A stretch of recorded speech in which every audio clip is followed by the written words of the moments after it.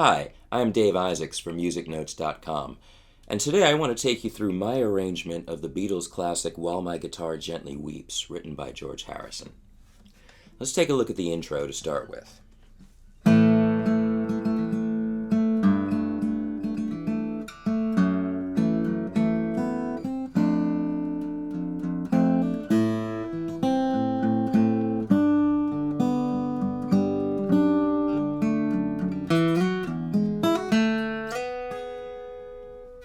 A minor harmony with a descending bass. A, G, F sharp, F, and then descending progression, A minor, G, up to a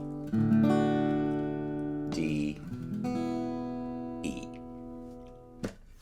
Look at this figure, which is coming from the piano part.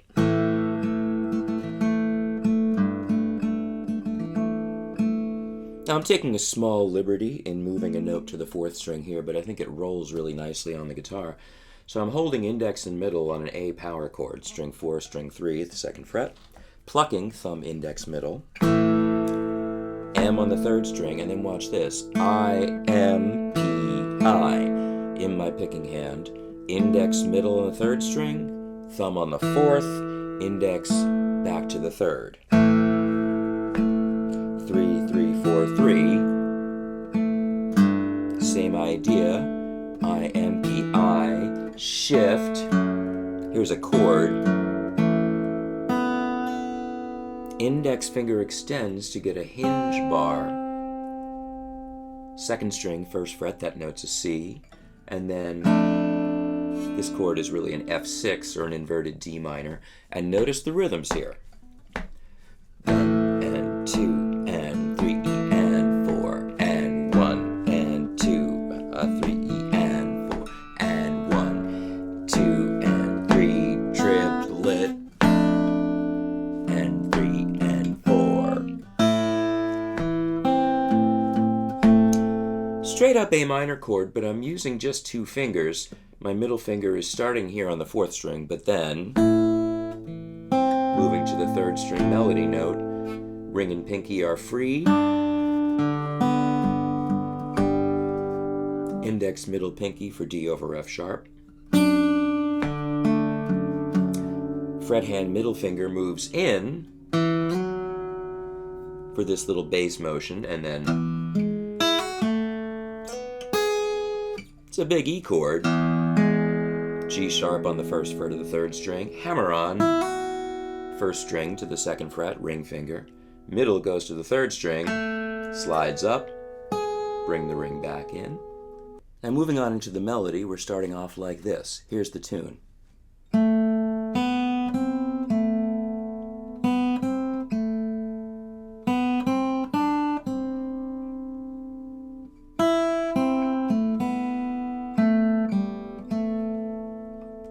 Against that, we have a bass part.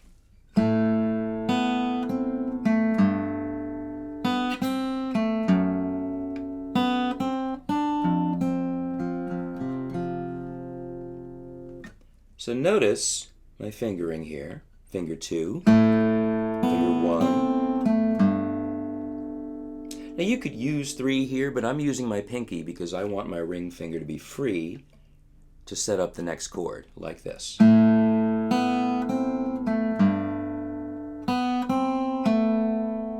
Not unlike the shift we made in the intro, but this is actually easier. And we are setting up F sharp bass here with the middle finger.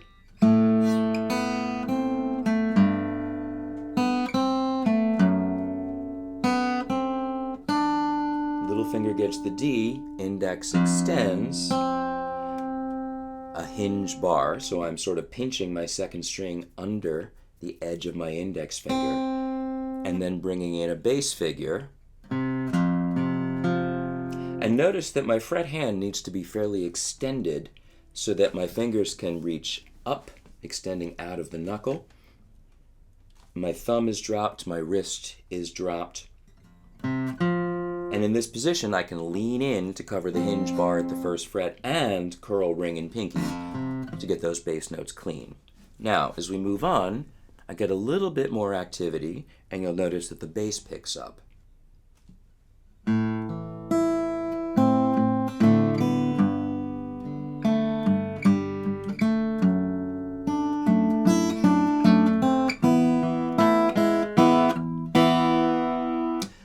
A minor tonality, I'm using 2 fingers, index, middle.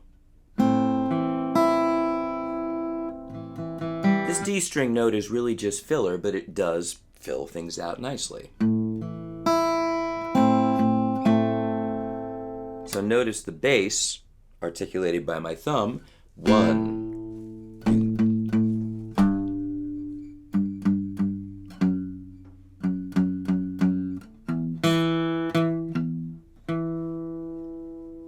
Here in context.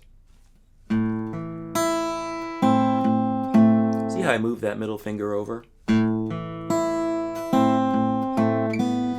I'm jumping to my middle finger here on the bass note G to set this up. Coming down a half step so that my ring finger can grab A on the 3rd string. Little finger gets the D.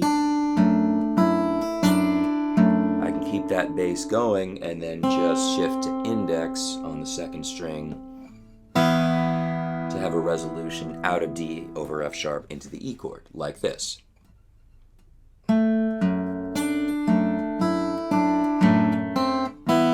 And this little E sus4 lick, here's an E chord, just open strings,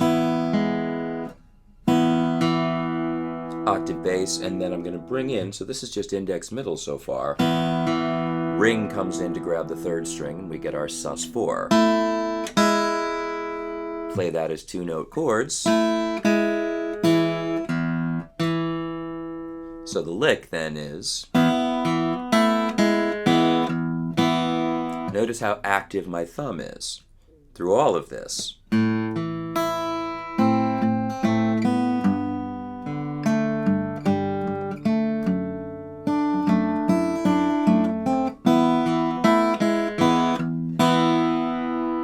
Continuing on, I'm going to come back to A minor, and this time I am using basically, well, 3 fingers to play the whole chord, although I'm landing on middle and ring to start with, to do this.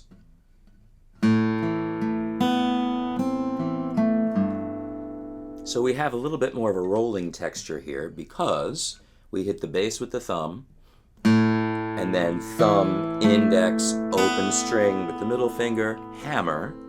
So arguably this is a roll with a hammer on, then thumb, index.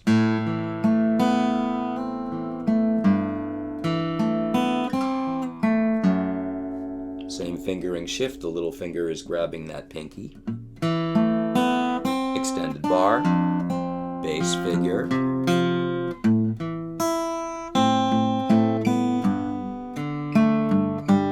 But notice this time, and I'm playing a rest stroke on this high E string to set up the C chord. Thumb, thumb, index, middle. So,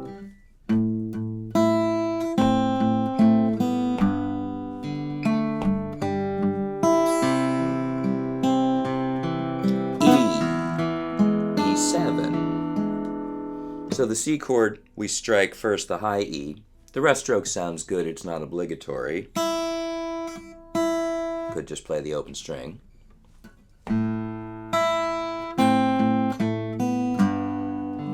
But C, E, G, C, and then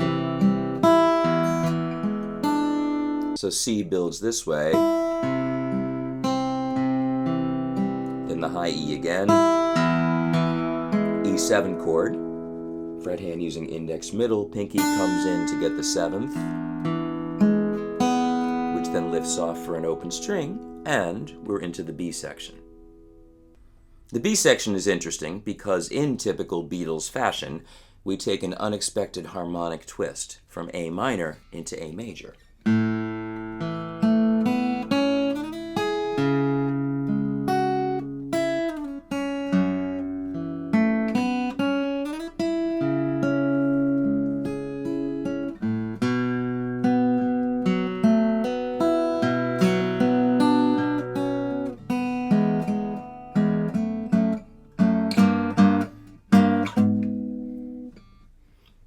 chord, once again I'm starting with the power chord, just index and middle covering strings 4 and 3, and then the sort of right hand roll, pick hand, thumb, thumb, index, middle. I'm going to free up this middle finger to move over. So still holding the A chord, index has not lifted. But using that middle finger now to glide up the second string so I can extend my index finger, and I should be able to now play that first string under the hinge bar, bring in the bar so that I can play the rest of it like this.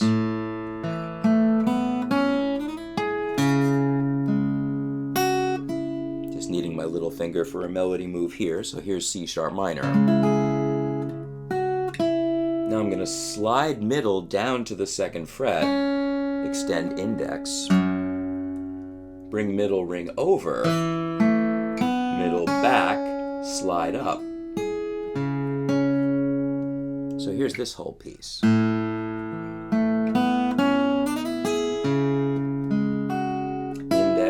Middle slides, slide back, bring in the pinky,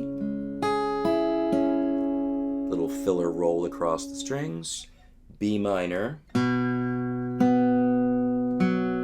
bar, lift the hinge to get the open string, first string, middle finger comes in, hinge comes back,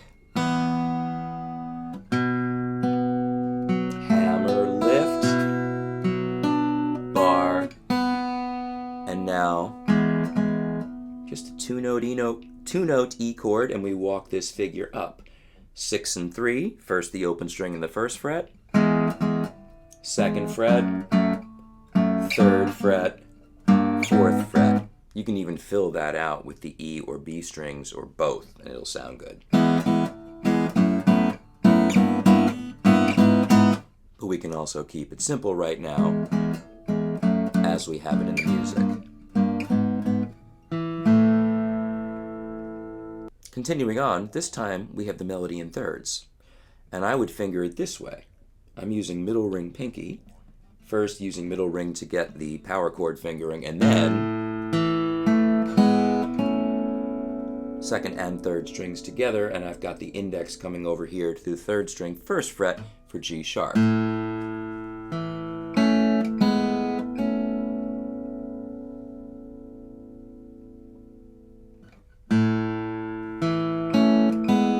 Shift to the hinge, bar, little finger, jump, bring the bar in for the fill, B minor. Notice again this lifted partial bar. It's challenging, you have to play with your leverage here. Notice that I come in a little bit to make sure I have that. I'm not going to squeeze hard on this when I don't need to, but lean in.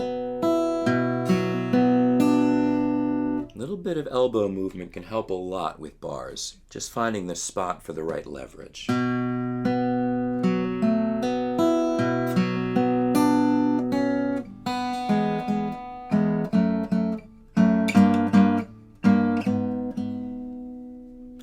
The return of our A section has pretty much the same melody, with some bass note variations and a little bit more filling in on the D string. I'm starting off with my same two-finger power chord fingering on A, the fourth and third strings at the second fret.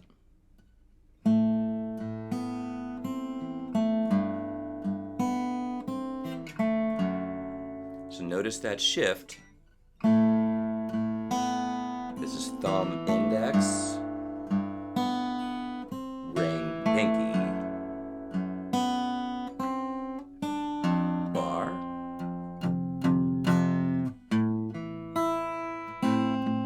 this is as before,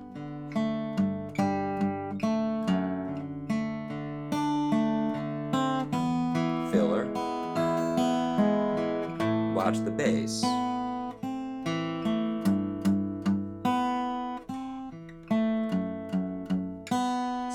shift, bass,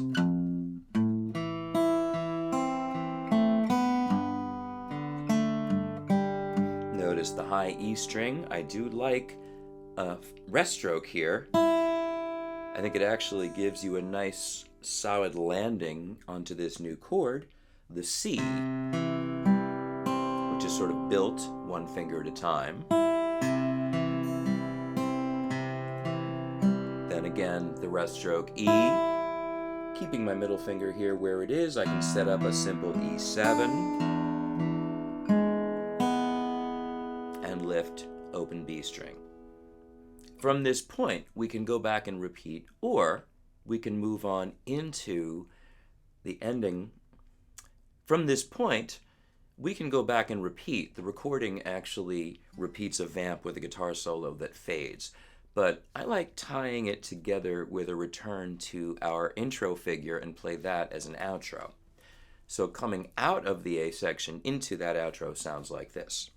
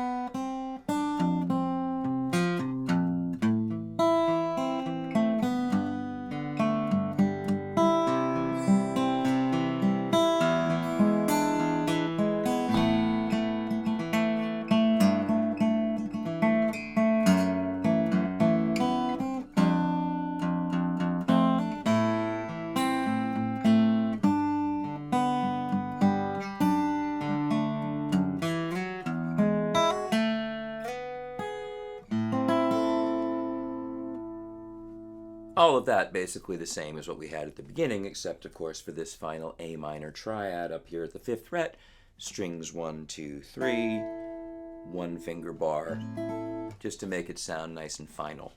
And you might have also noticed how I was using a good bit of palm muting on those bass notes, especially in the last part as the energy is building.